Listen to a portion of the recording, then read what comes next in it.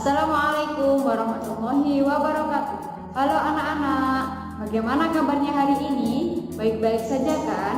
Semoga kita selalu baik-baik saja dan semoga kita selalu dalam lindungannya. Amin. Perkenalkan, nama saya Putri Andini. Saya guru IPS di MTS Wahid Hasim Surabaya. Sebelum kita mulai pembelajaran kali ini, alangkah baiknya kita membaca doa terlebih dahulu agar ilmu yang kita pelajari pada hari ini bisa bermanfaat bagi kita semuanya. Berdoa mulai. Bismillahirrahmanirrahim. Rabbi zidni ilma warzuqni fahma waj'alni minas sholihin. Berdoa selesai. Langsung saja kita simak video berikut ini. Pada kesempatan kali ini, kita akan belajar pada bab 1, manusia, tempat, dan lingkungan, dengan submateri kondisi saling bergantung. Adapun materi ini ada di kelas 7 semester ganjil. Sebelum kita mulai materinya, kita akan membacakan kompetensi inti.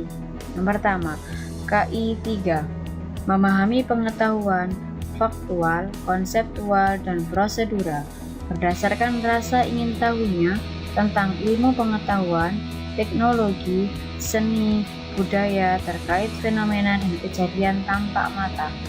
KI 4, mencoba, mengolah, dan menyaji dalam ranah konkret, menggunakan, mengurai, merangkai, modifikasi, dan membuat, dan ranah abstrak, menulis, membaca, menghitung, menggambar, dan mengarang sesuai dengan yang dipelajari di sekolah dan sumber lain yang sama dalam sudut pandang atau teori. Selanjutnya, kompetensi dasar KD 3.1, memahami konsep ruang, lokasi, distribusi, potensi, iklim, bentuk muka bumi, geologis, flora dan fauna, dan interaksi antar ruang di Indonesia, serta pengaruhnya terhadap kehidupan manusia dalam aspek ekonomi, sosial, budaya, dan pendidikan. KD 4.1, menjelaskan konsep ruang, yaitu lokasi, distribusi, potensi, iklim, bentuk muka bumi, geologis, flora, dan fauna, dan interaksi antar ruang di Indonesia, serta pengaruhnya terhadap kehidupan manusia Indonesia dalam aspek ekonomi, sosial, budaya, dan pendidikan. Adapun indikator dari submateri ini adalah yang pertama, menjelaskan kondisi saling bergantung. Yang kedua, mengkomunikasikan hasil pengamatan kondisi saling bergantung. Adapun tujuan yang akan kita capai dari materi ini adalah yang pertama, menjelaskan macam-macam kondisi saling bergantung. Yang kedua, menyebutkan contoh kondisi saling bergantung. Selanjutnya masuk ke materi hari ini. Ini akan kita pelajari pada pertemuan kali ini, yaitu kondisi saling bergantung. Adapun ada 3 kondisi saling bergantung yang dibutuhkan oleh makhluk hidup untuk menjalani interaksi antar ruang. Yang pertama, saling melengkapi atau complementary. Yang kedua, kesempatan antara atau intervening opportunity. Yang ketiga, kemudahan transfer atau transferability. Nah, sekali lagi, ada 3 kondisi saling bergantung yang dibutuhkan oleh makhluk hidup untuk menjalani interaksi antar ruang. Yang pertama, saling melengkapi atau complementary. Yang kedua, kesempatan antara atau intervening opportunity. Yang ketiga, kemudahan transfer atau transferability. Oke, kira-kira dari teman-teman ada yang paham apa belum ya? Di antaranya mungkin sudah baca buku atau sudah membuka LKS. Ya, yang pertama mari kita lanjutkan. Yang pertama yaitu saling melengkapi.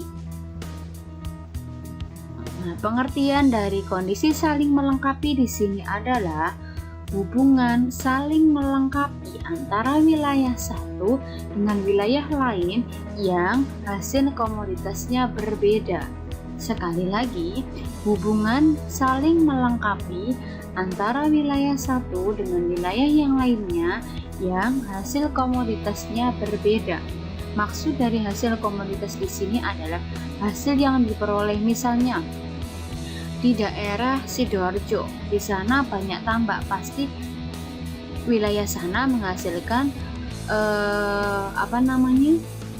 ikan yang banyak, makanya terkenal dengan bandengnya yang dari Sidoarjo. Beda lagi kalau di Gresik memang ikan tapi ikannya berbeda. Beda lagi dengan yang di Mojokerto perkebunan rata-rata pasti nanti menghasilkan sayur mayur. Lah ini saling melengkapi antara Sidoarjo sama Mojokerto, yang satu menghasilkan ikan, yang satunya menghasilkan sayur mayur. Ini keduanya saling melengkapi. Untuk lebih jelasnya mari kita lihat contoh berikut ini. Nah, ini wilayah A menghasilkan telur dan daging ayam. Wilayah B mereka saling berinteraksi menghasilkan buah dan sayur. Nah, yang A menghasilkan telur dan daging ayam, yang B menghasilkan buah dan sayur. Oke, mereka saling berinteraksi sehingga menghasilkan suatu kondisi. Kedua wilayah saling bertukar hasil komoditas melalui jual beli sehingga melengkapi satu sama lain. Yang A tidak hanya makan telur dan daging ayam, tapi juga makan buah dan sayur. Yang wilayah B juga seperti itu. Dia tidak hanya menghasilkan atau memakan buah dan sayur, tapi juga memakan telur dan daging ayam. Dari ini kedua kondisi antara wilayah A dan wilayah B ini dinamakan kondisi saling melengkapi. Yang kedua adalah kondisi saling bergantung kesempatan antara atau intervening opportunity, di mana pengertiannya yaitu hubungan wilayah satu dengan wilayah lain dengan mempertimbangkan jarak yang dipertimbangkan di sini ya. Jadi ketika jaraknya semakin jauh maka interaksi tersebut tidak akan terjadi. Ini contoh dari kondisi kesempatan antara, misalnya wilayah A menghasilkan telur dan daging tadi ya, maka dia membutuhkan sayur dan buah. Sayur ini didapatkan dari wilayah B, yang mana wilayah B menghasilkan sayur mayur dengan jarak 10 km. Sekali lagi, wilayah A membeli sayur mayur ke wilayah B dengan jarak 10 km. Ini sudah berlangsung sangat lama karena mereka sudah berlangganan. Namun suatu ketika wilayah C ini menghasilkan sayur mayur juga. Wilayah C ini jaraknya antara A dan C itu sangat dekat. Mohon maaf, ini B yang di bawah ini adalah C ya. Nah, C ini wilayah A ke wilayah C ini jaraknya hanya 5 km. Kira-kira dari kalian lebih memilih A ke B atau A ke C?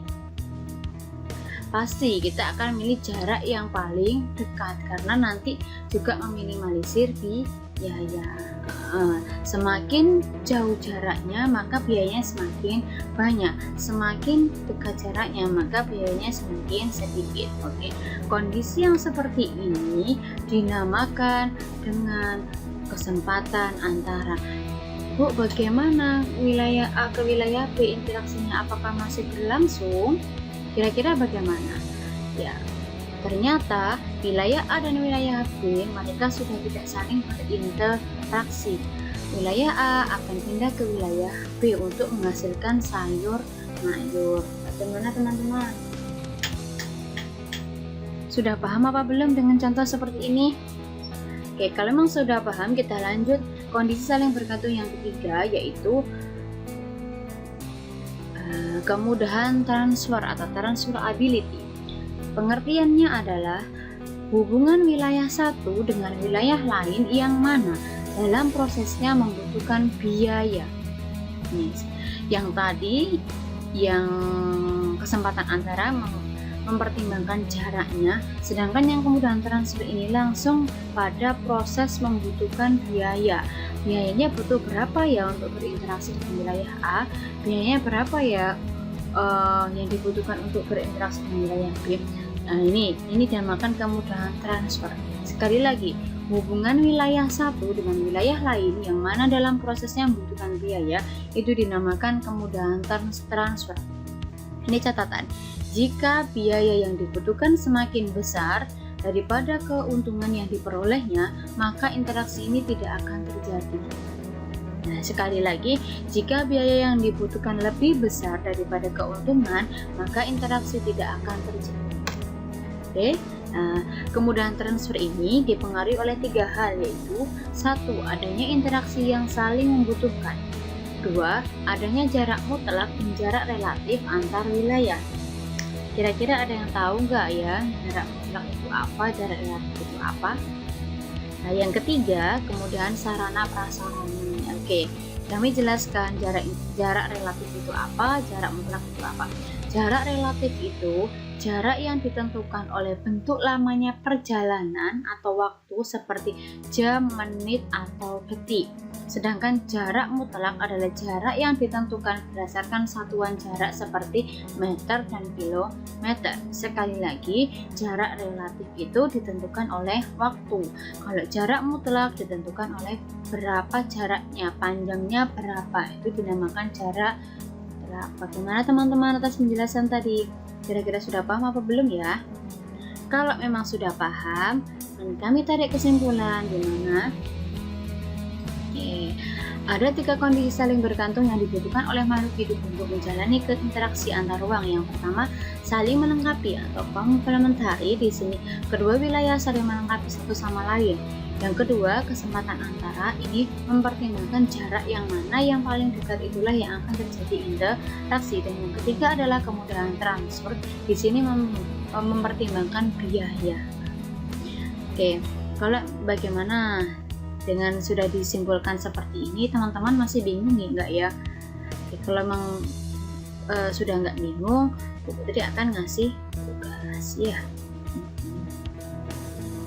Oke, tugasnya yang pertama, buatlah 2 contoh kondisi saling bergantung, yaitu saling melengkapi. Yang kedua, buatlah 2 contoh kondisi saling bergantung atau kesempatan antara. Dan yang ketiga, sebutkan faktor yang mempengaruhi kemudahan transfer. Bu, bagaimana cara mengerjakannya? Ini cara mengerjakannya yaitu kerjakan di buku tulis. 2. Menggunakan ballpoint warna biru. Yang ketiga, berikan identitas diri dan kelas, nama, nomor absen, kelas berapa gitu ya. Yang keempat, tulis soal beserta jawabannya. Bu, bagaimana cara mengumpulkan? Nah, ini cara mengumpulkan tugasnya. Yang pertama, fotokan hasil tugas yang sudah dikerjakan tadi. Kemudian, kirim foto tugas tersebut melalui email putriandini94@gmail.com. Adapun batas akhir pengumpulan paling lambat adalah 7 hari setelah video ini. Bagaimana anak-anak? Sudah paham apa belum kira-kira? Kalau memang kalian semuanya belum paham, silakan ketik di kolom komentar di bawah ini ya, apa pertanyaan atau materi mana yang belum kalian pahami. Oke, sebelum kita akhiri pembelajaran kali ini, alangkah baiknya kita berdoa terlebih dahulu. Berdoa mulai.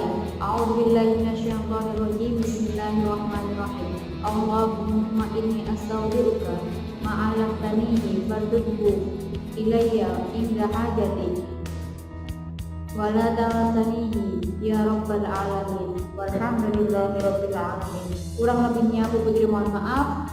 Bu Putri akhiri. Wassalamualaikum warahmatullahi wabarakatuh. Jangan lupa like,